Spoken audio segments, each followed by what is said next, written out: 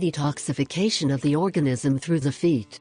Detoxifying the body through the feet is a very easy and simple but efficient way to cleanse the body of toxins that accumulate over time, by not cutting with certain foods in our diet. In addition, detoxification through the feet is considered as one of the safest ways to detoxify.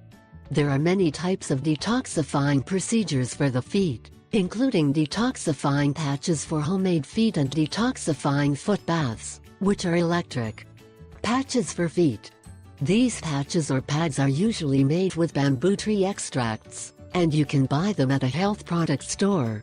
These patches have their origin in the Japanese culture and are very easy to use.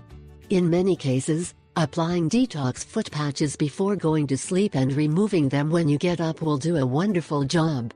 Usually, patches are obscured by toxins that are removed from the body overnight, with only one use. People who use these detox foot patches feel less fatigue, less joint pain and less headaches. How to make a homemade patch. Ingredients: onion, garlic, water, gauze adhesive or adhesive tape for chiffon only. Instructions: 1. Chop finely the garlic and the onion. 2.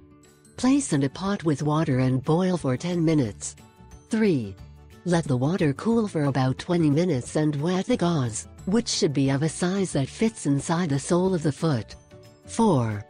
Before going to rest at night, place the gauze on the foot and then a sock to secure. 5. Retire in the morning.